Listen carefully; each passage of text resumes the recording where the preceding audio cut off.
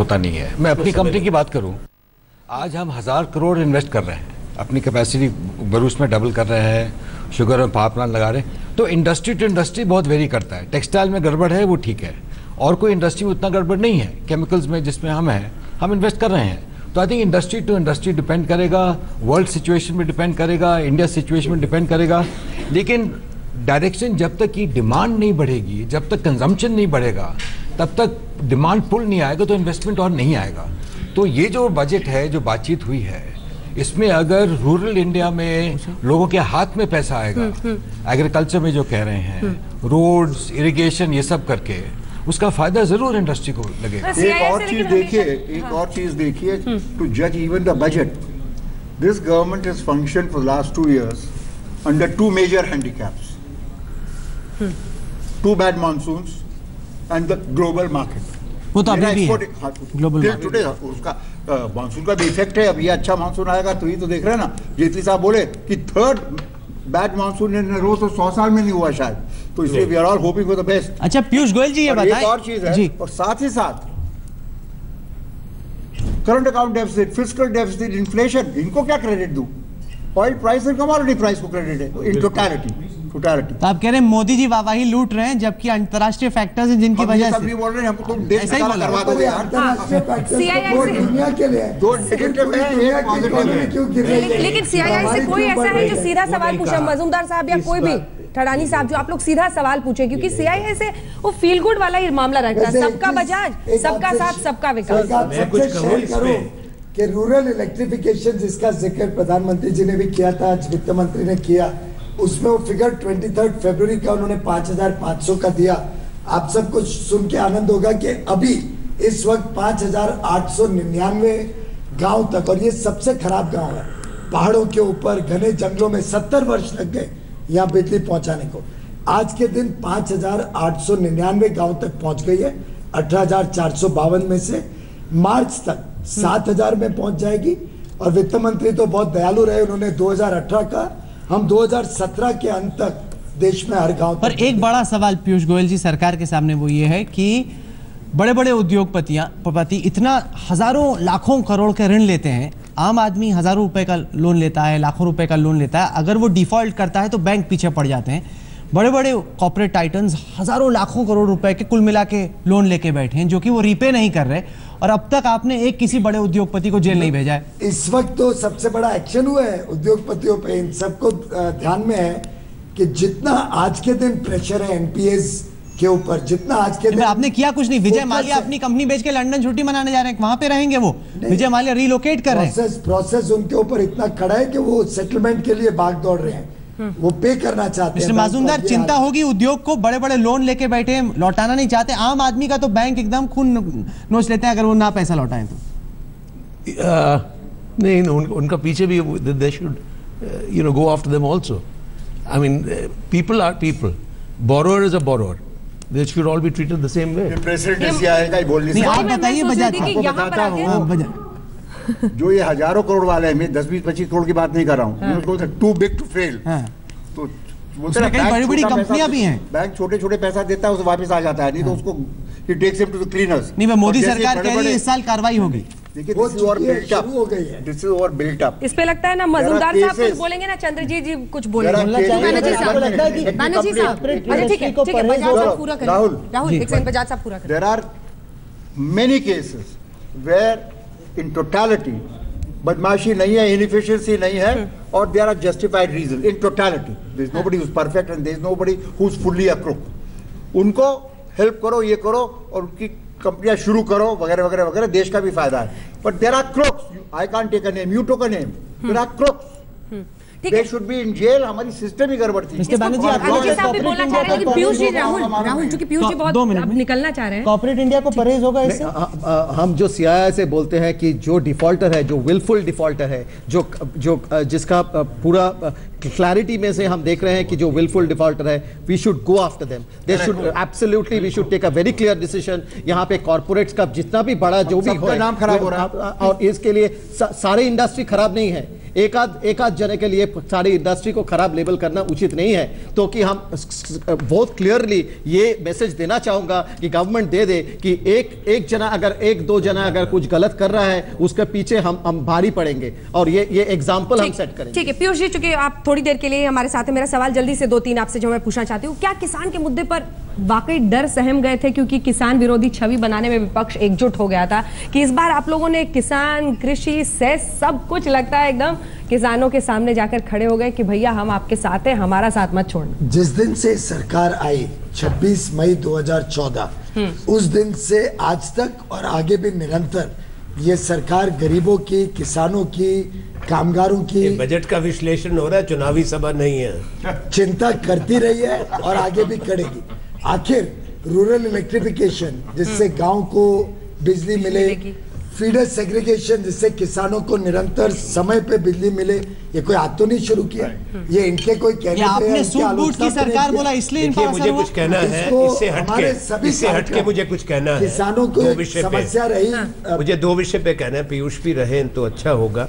पहला ये जो राहुल ने कहा था, राहुल बजाज ने, कि जो अभी आप फिस्कल मैनेजमेंट की बात करते हैं, हमारा करंट अकाउंट डेफिसिट और फिस्कल डेफिसिट, फिस्कल कंसोलिडेशन 2012 से शुरू हो चुका था और निरंतर उसको करंट अकाउंट डेफिसिट और फिस्कल डेफिसिट को नीचे ला रहे थे।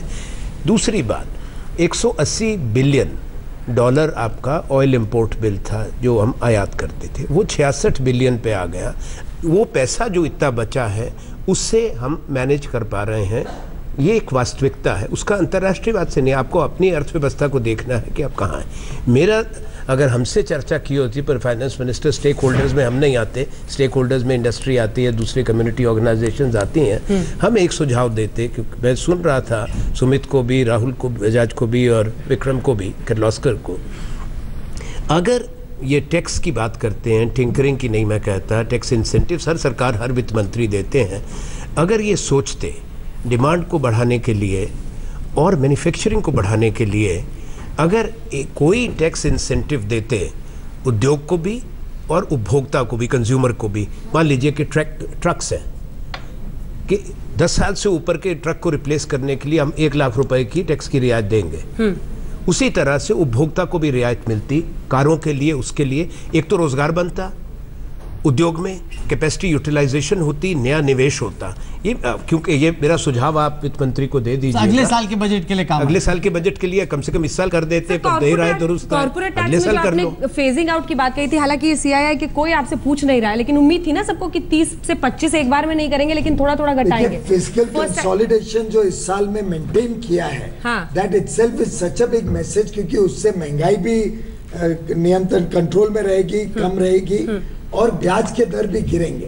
तो मैं समझता हूँ कॉर्पोरेट इंडिया को टैक्स रेट 1-2% इस साल कम हो, अगले साल कम हो, उससे ज्यादा जो राहत मिली है सिंप्लीफिकेशन, जो राहत मिली है एक तरीके से पूरे सिस्टम में सुधार किया। आप कह रहे हैं चीजें सिंप्लीफाई हुई, आपको लग रहा है थड़ानी साहब की वाकई में ईज ऑफ डूइंग बिजनेस पहले से कारोबार करना अब आसान हुआ, क्या आप मानते हैं इसको? एटलीस्ट डायरेक्शनली जो स्टेटमेंट से पता तो हवा की बात है, जमीन पे हुआ है कि नहीं? घर में टैक्सेशन तो अभी आज अनाउंसमेंट हुआ तो उसके बाद पिछले 2 साल में, पिछले 1-2 साल में थोड़ी सी देखिए, हम एक चीज कहें, गुजरात मॉडल, एक वक्त पे कहा गया था गुजरात मॉडल, सिंगल विंडो, एक बार में जाइएगा सब कुछ हो जाएगा, ठडानी साहब, वो हुआ है। हाँ, तो वो जैसे स्टार्टअप्स के लिए भी दिया है, जो नया इंसेंटिव है, जो अभी पिछले कुछ दिनों पहले अनाउंस हुआ था, तो उसके हिसाब से तो बहुत अच्छा है ना कि पहले एक एप्लीकेशन से आप मान रहे हैं कि ईज ऑफ डूइंग बिजनेस की दिशा में चीजें रफ्तार से बढ़ रही हैं या नहीं? बढ़ तो रही हैं, हम लोग सब चाहते हैं जिस रफ्तार से आप चाहें उस रफ्तार से। देखिए, जो चाहते हैं तो हम चाहते हैं एवरीथिंग मस्ट हैपन यस्टरडे, बात तो सुन लीजिए, दैट्स द रियलिटी। बट ये जरूर है, इस बार भी जो उन्होंने कहा है सिंगल डे क्लियरेंस करना चाह रहे हैं, कुछ टैक्स लॉज सिंप्लीफाई करना चाह रहे हैं, तो डायरेक्शन बिल्कुल ठीक है। अब इशू जो आता है ना कि बहुत सारी चीजें सेंटर पे करती है, लेकिन बहुत सारी चीजें स्टेट पे भी करनी पड़ती है। स्टेट्स फॉलो थ्रू नहीं करते। कोई आप में से जो डायरेक्ट सवाल पीयूष जी से पूछना चाहे? मैं चाहती हूँ मानव जी से सवाल पूछना चाहता हूँ मंत्री महोदय कि आपने बोला कि 3.5% आपने टारगेट किया है, बहुत अच्छी बढ़िया बात है, ये तो बहुत ही इंपॉर्टेंट, इस साल भी मेंटेन किया और इस साल भी आपने मेंटेन किया, लेकिन आपने बहुत आउटले किए हैं रेल रोड में, आपने जो एग्रीकल्चर में जो आपने आउटले किए, ये आप मीट कैसे करेंगे? और आपने बोला कि टैक्स भी आपने ज्यादा नहीं बढ़ाए हैं, तो आप मीट कैसे करेंगे? 3.5 बताता हूँ कैसे पैसा कहाँ से आएगा, मैं आपको समझाता हूँ। पहली बात तो इस सरकार में जिस प्रकार की पारदर्शिता और ईमानदारी से काम होता है उसका बहुत बड़ा प्रभाव है। आप हमारी एलईडी स्कीम देख लीजिए, जो 310 रुपए में खरीदी जाती थी 2 वर्ष पहले, आज 64 रुपए में 7 वॉट के बदले 9 वॉट बल्ब मिलता है। और हम अगर उसको 100 गुना स्केल अप करते अगर मांग बढ़ जाएगी तो कीमत कम होती है, उद्योग जगत के लोग बैठे हैं, तो ठीक है। तो अगर कोई भी चीज आप शुरू करते हैं, आप महंगा क्यों खरीदते थे? अरे क्या बात आप करते हैं? वो कह रहे हैं कि आप 300 रुपए से ज्यादा की खरीदते हैं। पढ़े हैं आप इकोनॉमिक्स पढ़े हैं? अगर कोई चीज, अगर इनका स्कूटर जो है, अच्छा इन्होंने पूछा सवाल, स्कूटर अगर बाजार में 5 बिकेगा तो कीमत महंगी होगी, 5000 बिकेगा तो कीमत कम होगी। हमारा तो नारा ही है स्पीड, स्किल एंड स्केल। तो हम स्केल पे काम करते हैं जिससे चीजें भी सस्ती होती हैं। साथ ही साथ दूसरा एक बहुत अहम इसमें जो पहलू है, वो पहलू है कि हमने हर एक कॉस्ट को, हर एक प्रोजेक्ट को एक समय सीमा में खत्म करके वी हैंड इट ओवर। हम चीजों को लटकाते नहीं है कि सालों साल चले। उदाहरण के लिए आज भी रेलवे लाइन 1975 की शुरू हुई भी आज तक खत्म नहीं हुई है। 40 वर्ष के बाद हम नई रेलवे लाइंस नहीं अनाउंस कर रहे, पुरानी को एक एक करके खत्म करके लेट्स गो ऑन, उसका लाभ मिलना शुरू।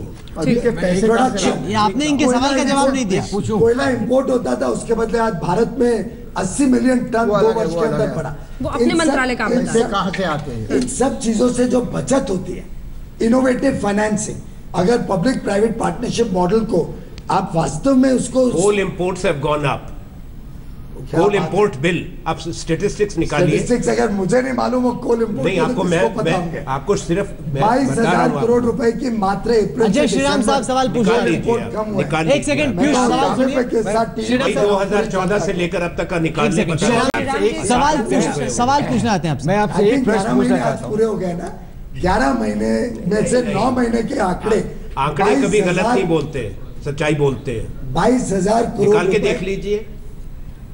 22,000 करोड़ रुपए मात्र कोयले के इंपोर्ट में कमी हुई है। चलिए अजय श्रीराम पीयूष जी, मैं पूछना चाह रहा हूँ अब ये बजट में कि मैं एक ही लूंगा एग्रीकल्चर को, जिसमें फाइनेंस मिनिस्टर फोकस बहुत करा है, लेकिन जैसे उन्होंने भी कहा कि एपीएमसी एक्ट है, अब 5 साल पहले गवर्नमेंट ने उसको मॉडल एक्ट लाए थे, आज तक सिर्फ 12 स्टेट्स ने अडॉप्ट करा है, बाकी ने नहीं करा।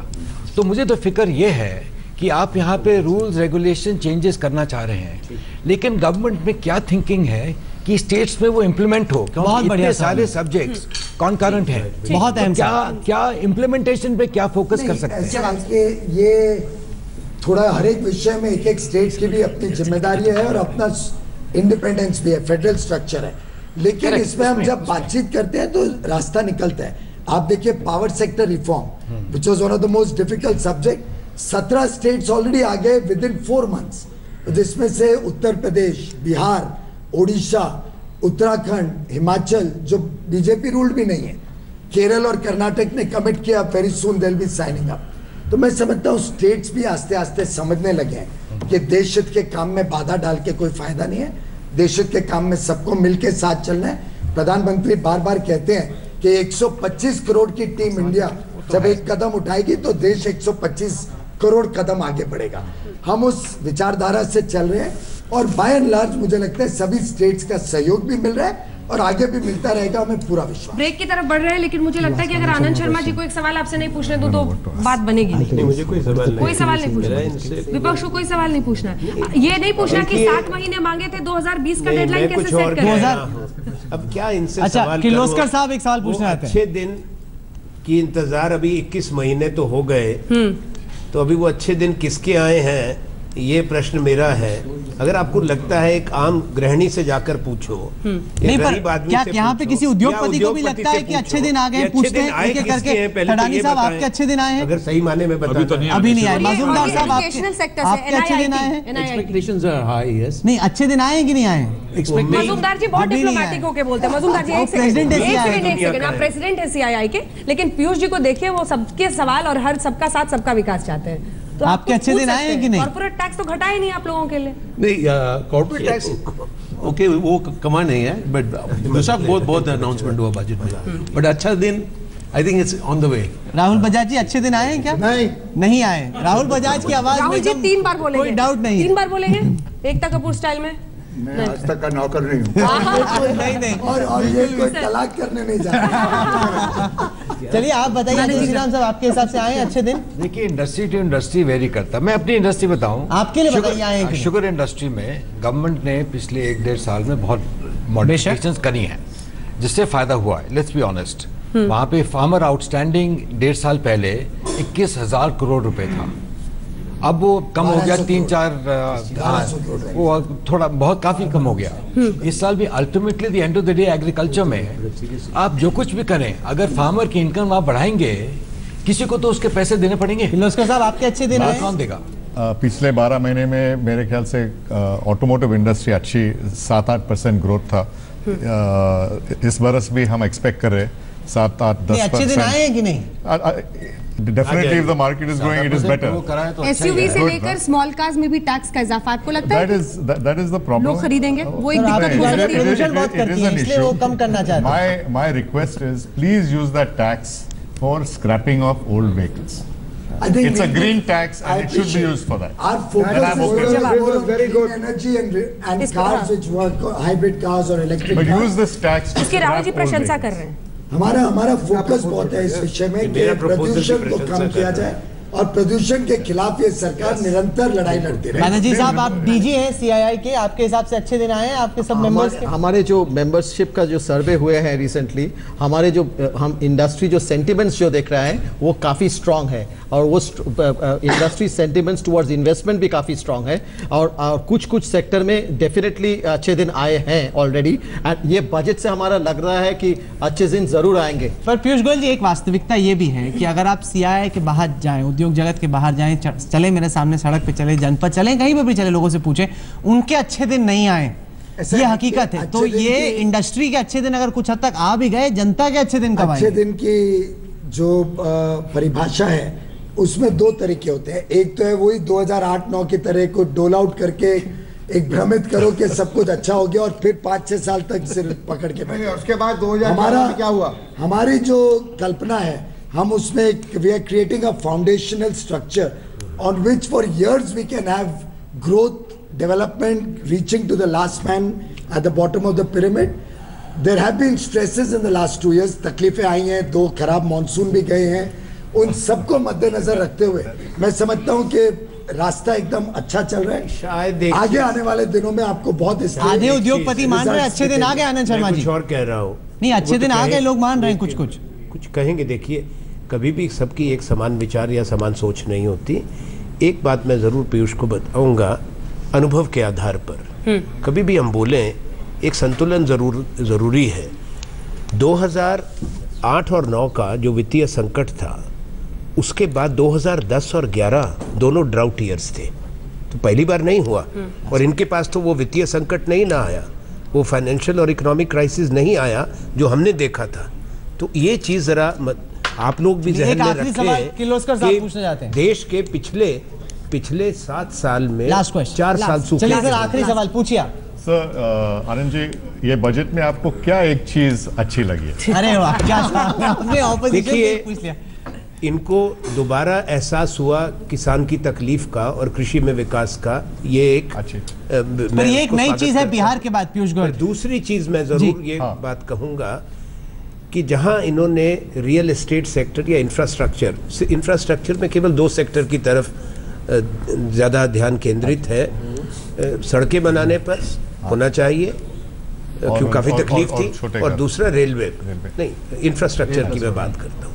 पर इंफ्रास्ट्रक्चर के जो दूसरा है पोर्ट्स की बात है, उस पर अभी कुछ भी आप पीयूष बजट गोयल उठा के जी, देखें, बिहार के इलेक्शंस के बाद हम पावर खासतौर सेक्टर से की देख बात रहे है हैं कि उसमें किसानों अभी के साथ मैं अब मोदी जी संतुष्ट ज्यादा नहीं हूं। वक्त बिता रहे पर हैं। सबसे बड़ी पहले जो नहीं बात था, है, पहले 18 महीने में नहीं था, सबसे बड़ी बिहार जो के बाद बात ये है बदला है। मानते हैं आप कि इसको? आप रियल एस्टेट की बात कर रहे हैं, सुनिए, आप रियल एस्टेट की बात कर रहे हैं, रियल एस्टेट सेक्टर क्राइसिस में चल रहा है, सबको मालूम है। पर रियल एस्टेट में आप जो कह रहे हैं वो अभी जो पुराना तकलीफ है, जब तक उसका इलाज नहीं होगा इस दिशा में कुछ लाभ नहीं होने वाला, डिमांड नहीं बढ़ने वाली। और सबसे बड़ी बात है, नहीं, सबसे बड़ी बात है अफोर्डेबल हाउसिंग के लिए कुछ नहीं दिया। तो अफोर्डेबल हाउसिंग के लिए टैक्स ब्रेक भी दिया है और न्यू होम बायर्स को भी रिलीफ दी है। I think first time affordable home loan housing buyers को। ठीक है, एक आखिरी सवाल राहुल जी की तरफ से, क्योंकि मीडिया और सरकार और विपक्षों किसी को बख्शते नहीं है। आप कह रहे हैं कि अच्छे दिन नहीं आए हैं, क्या कमी रह रही है पीयूष जी और उनकी सरकार की तरफ से? 5-7 चीजें हैं वो तो संक्षिप्त में अगर इम्प्लीमेंटेशन डिलीवरी में टाइम लगता है। यू हैव टू, उन्होंने एक बड़ी अच्छी चीज की है, वो इनकम टैक्स में किसी बोला अकाउंटेबल रखेंगे, अकाउंटेबल नॉट इजी, बट सबके लिए ऐसा होना चाहिए, ऊपर से नीचे, from ministers down to there. काम नहीं करते हटाओ।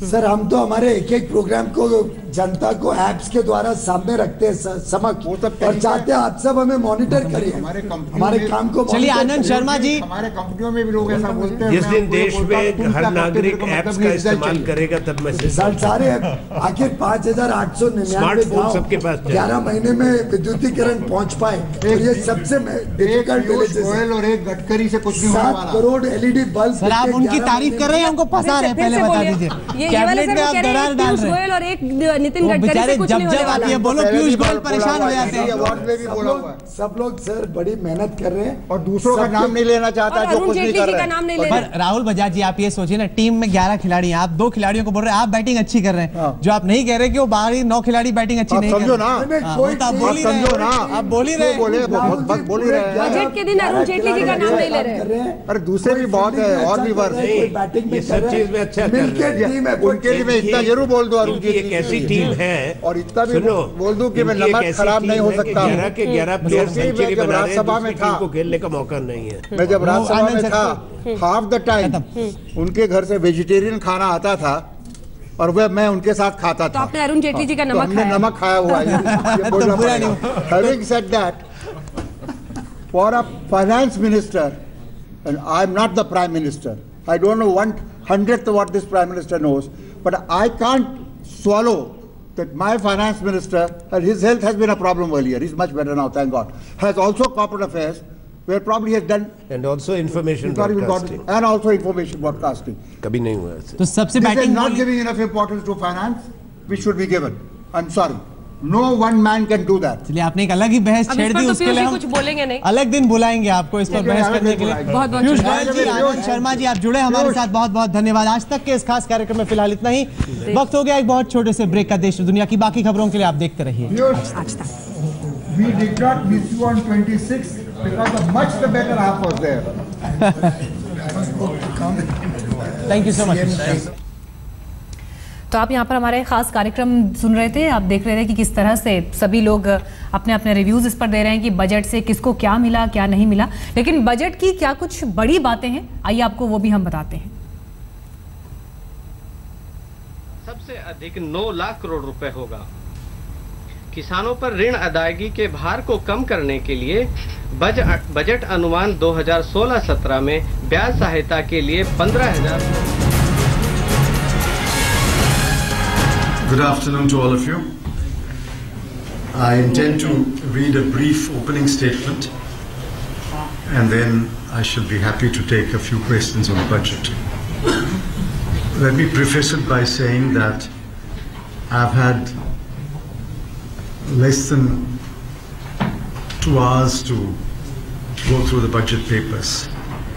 Therefore, I can't say that this is a complete or comprehensive analysis of the budget.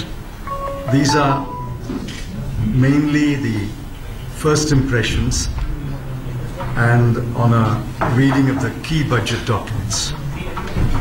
Perhaps in due course we can have a more comprehensive analysis of the budget. After listening to the budget speech or after reading the text, what is the one big takeaway for the average citizen? It is that there is no big idea. Its only virtue is that it has left every section equally disappointed. This is the third budget of the NDA government. The first two were forgettable. The Prime Minister had promised that he would reform to transform.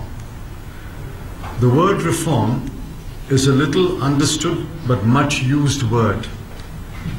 Reform means reform of factor markets or product markets.